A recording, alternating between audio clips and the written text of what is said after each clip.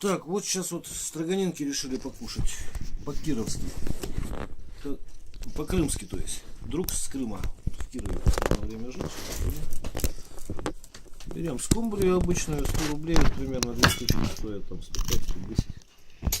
Отличная закуска. Ярик, сделай, пожалуйста, соль и с перцем. Соль и с перцем пополам в тарелочке. Ну, такую вот досточку сегодня соорудил, короче. Голову вставляете, там якут настоящий, он держит обычно это за хвост зубами. И 2 ногами строгает. Ну, вот. Нож я тоже показывал в видео.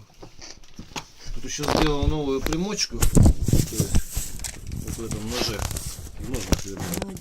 Вот сюда, если с этой стороны залезть ножичком и толкнуть. Тут вот у меня комплектик такой небольшой. Дрожжи, нитка, наждачка и брусочек точильный.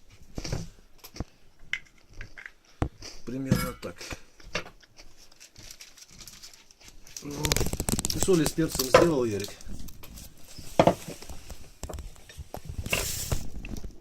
Да, дальше будем строгать. В общем, сейчас мы ее будем кушать.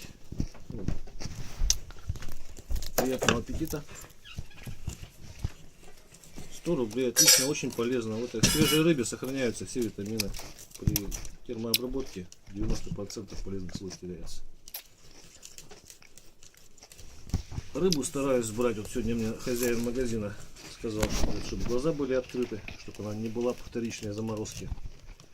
Ну и по ножу чувствуется, она если перезамороженная, все, она крошится. В случае тогда не стоит есть, а так. Примерно так. Внутренности стараемся не задевать.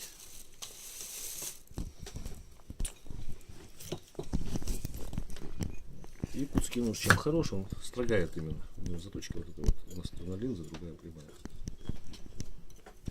То есть не только строганину, и дерево строгать удобно.